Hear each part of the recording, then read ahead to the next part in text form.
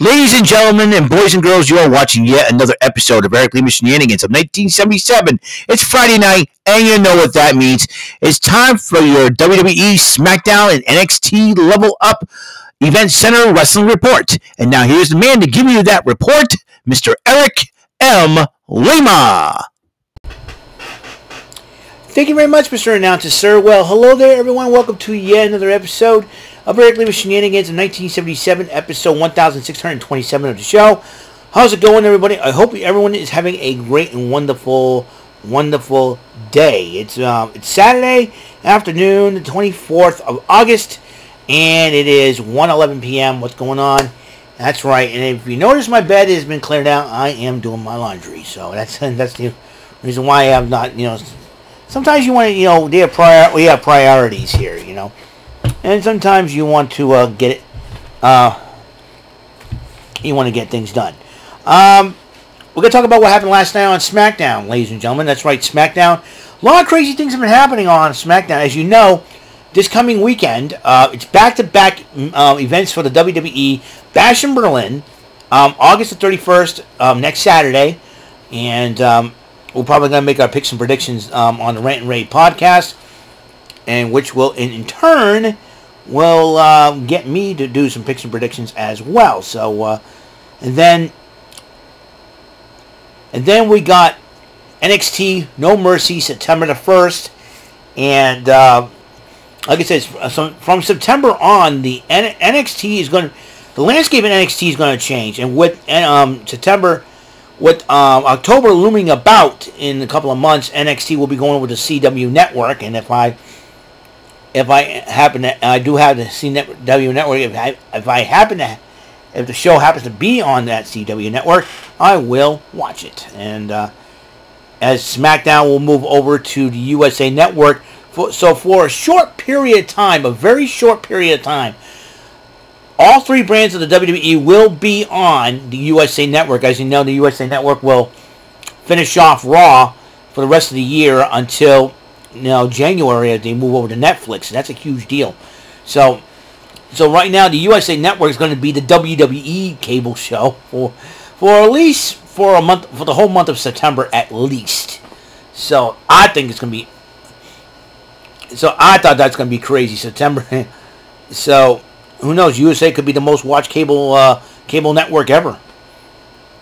Leave it to USA to make dumb moves like letting Raw walk. You know what I mean? So, but like I said, it'll be history in the making. Netflix will have Monday Night Raw in January. Kind of excited about that, really. So, I got to make sure I get my subscription to Netflix renewed beforehand. So, we'll have some fun here. So that's it. So Grayson Waller, the king of running on the mouth, because this guy never. Grayson Waller reminds me of a Run DMC song. You talk too much, and boy, you never shut up. Decided to have Cody Rhodes as his guest on the Grayson Waller Effect show, and he thinks that Cody Rhodes is the bad guy. He's going to stab Kevin Owens in the back, and you're going to trust Owens and all that. And,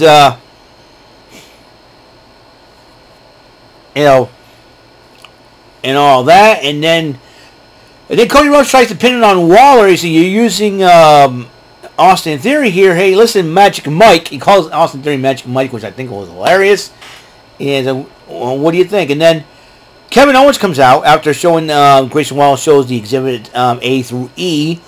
And he says, some of these guys, except for Kofi, he did not. They did, except for Kofi, everybody deserved it, and then everything else. And Kofi, I'm sorry, forgive me. And then he goes, you know what? We all know how this is going to end. It's like Kevin always knows the script already. Nick Aldis, can you please come on out here, make this thing a tag team matchup, and can you give me some time to punch Grayson Waller in the face? He says, don't take too long. What happened? They started brawling. It was hilarious. So, but Waller pushes Owens into Rhodes. Rhodes asks him, you okay? Fine. And Kevin Owens apologizes. And Cody Rhodes is like, I'm okay, I'm cool. See what happens there. And then LA Knight was about to get ready for his first title defense of the United States title against Santos Escobar. I like to call him Santa Claus Escobar. But then Angel Umberto attacks LA Knight before the bell.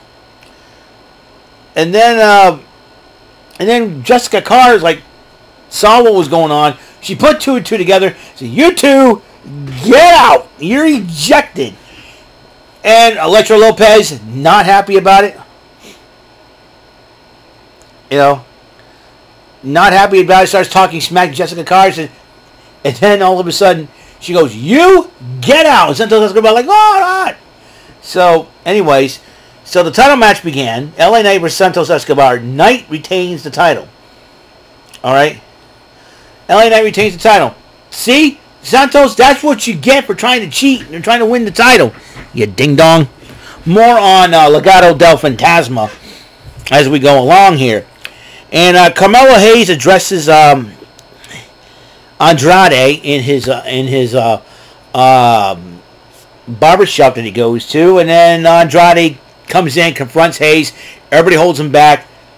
And Andrade got a little tranquilo. He was calm and said, "I'm going to get you next time." Doesn't mean you have no honor. Doesn't mean you have any honor. You have none. So I got to respect that. So LDF, Legado del Fantasma, was angry about what happened in the United States title match. And then Santos Escobar is like, we'll bounce back from this. Don't worry. No, cannot accept it. Baron Corbin and Apollo Crews roasting Legado del Fantasma. I'm going to go with Nick Aldis. We're going to settle this thing. Yeah, fine. and I'll tell you what, Baron Corbin and Apollo Crews may be a pretty good team. And they're joking around. Baron Corbin's more relaxed. I gotta like Baron Corbin. More relaxed, very chill. Not as grumpy as he was. And I like this new Baron Corbin. It doesn't have to be happy Corbin. You just chill and just have some fun, just vibing. Baron Corbin's just vibing. He's vibing right now, as the kids would say. 6-woman tag matchup. Naomi, Jade Cargill, and Bianca Belair versus the women's tag team champions, Alba Fire, Isla Dawn, and Blair Davenport. Heck of a matchup this was. And Naomi, Jade Cargill, and Bianca Belair winning the matchup that would give them the momentum. And found out at Bash in Berlin. Next Saturday, they will be challenging once again in a rematch of sorts. For the women's tag team titles, they'll be challenging the Unholy Union. That would be Alba Fire and Isla Dawn in Bash in Berlin. And then Solo Sikoa, just as the Washington, D.C. crowd, he tried to do the acknowledge me. He sounds like a goofball. Now look at Solo Sikoa. He's got the hair that looks like the hairstyle of Beavis. And he acts like a total butthead. Yep, ladies and gentlemen, Beavis-looking butthead of the year for me was Solo Sikoa.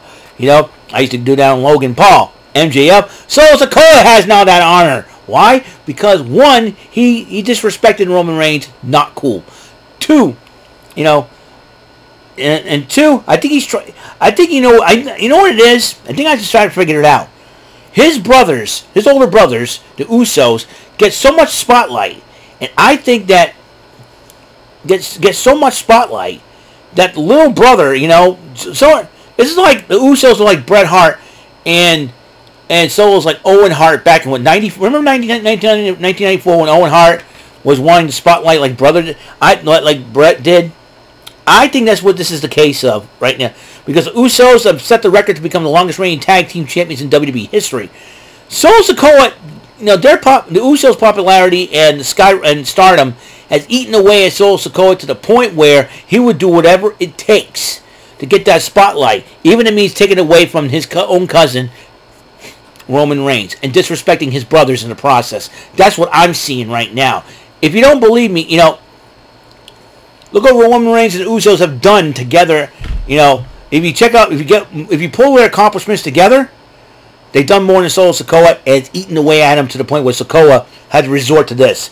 He had to resort because he knew if Roman Reigns lost the title, Solo Sikoa had to resort of eliminating the OG bloodline. And believe me, that's going to come back to haunt him, though. Anyways, he decided. So here's the deal, and so he decided to address Roman Reigns. He said he's not coming back.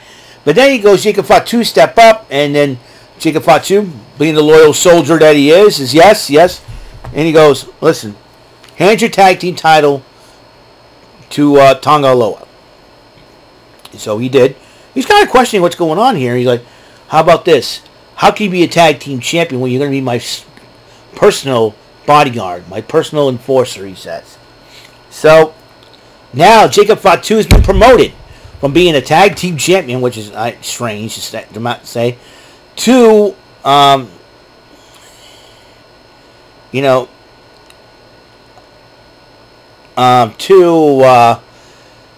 personal enforcer, and that means Tonga Loa and Tama Tonga, the Tongan brothers, will be the tag team champions going forward.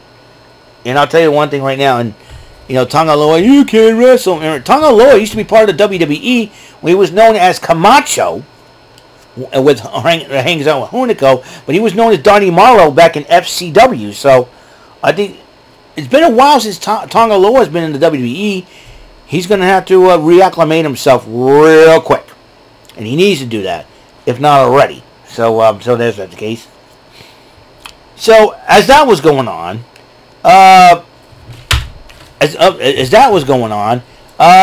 Street Profits and B-Fad interrupt the Bloodline, roasting them, and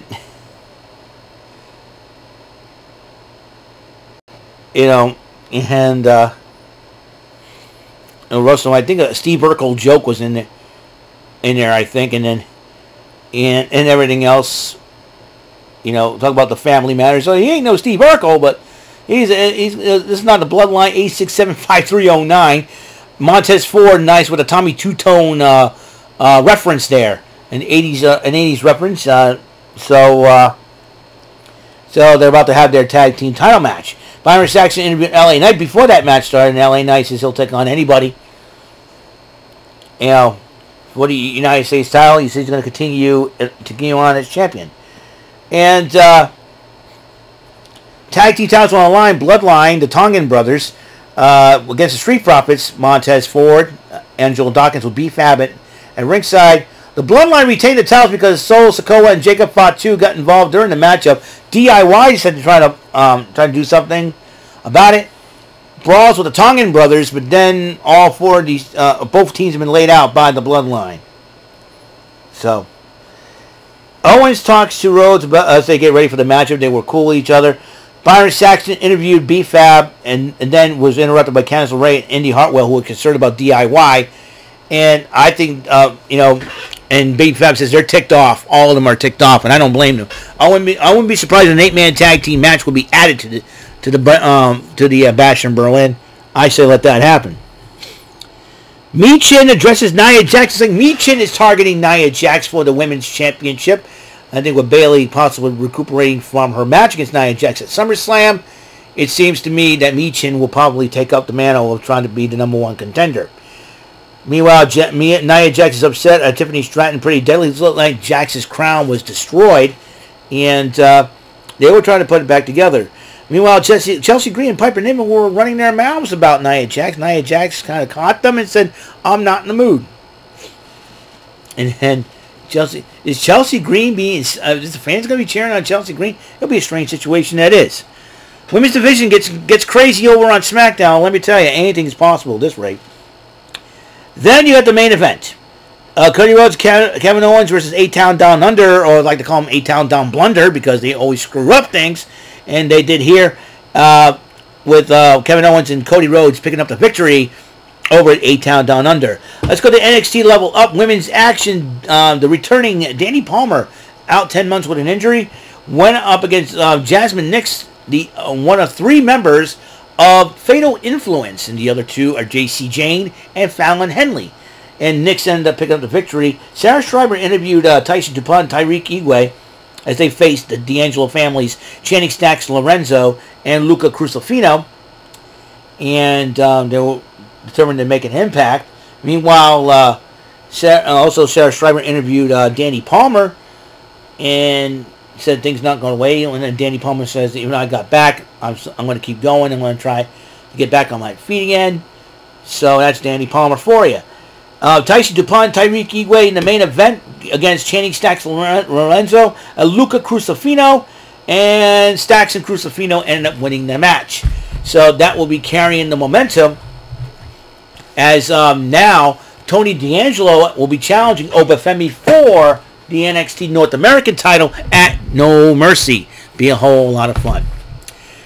This is episode 1627 of Eric Lima Shenanigans in 1977. Thanks for watching. And the next episode, we're going to talk about what happened last night, AEW Rampage. So, with that being said, so long for now. And until that next episode comes rolling around, Mr. Announcer, take us home. That is all for today's episode. This is your announcer speaking for Eric Lima Shenanigans of 1977. A Big Beefy E, doing for Bob Saget Productions, and in association with a Raven Bofa Telepictures and Distribution. Thank you for watching today's episode. Tune in next time for another episode of Eric Lima Shenanigans of 1977. Goodbye for now.